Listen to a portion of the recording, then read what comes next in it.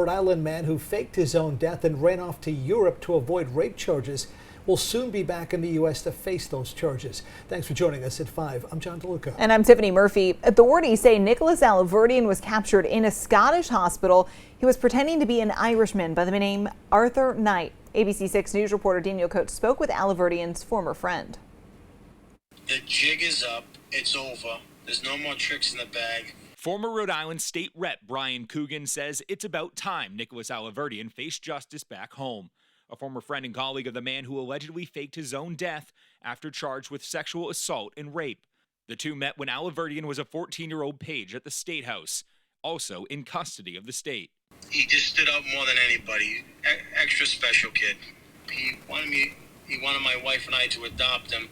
So he asked me to come down to the courthouse, but the state of Rhode Island would not allow me to adopt him. A well-known activist at the State House, Alahverdian and Coogan kept in contact as he moved across the country, until Coogan caught wind that he was a registered sex offender and was public about allegedly dying from lymphoma.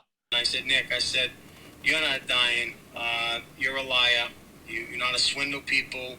You're probably one of the best con artists I've ever met in my life, and cockroaches don't die. I hung up on him, actually, at the end. Authorities believe Alahverdian faked his own death until he was caught at a Scottish hospital under the alias of Arthur Knight, an Irishman who had contracted COVID-19. According to the Scottish Sun, Alahverdian is able to face rape charges back in Utah now, and additional charges in Rhode Island. While he still swears in an Irish brogue, he isn't the man they're looking for. Don't be surprised if Nick gets out a lot of this because of either statute of limitations or just loopholes. He'll study the law. He'll read the law. For Coogan, his former friend and almost foster child won't go away without a fight, using his talents to ultimately hurt people.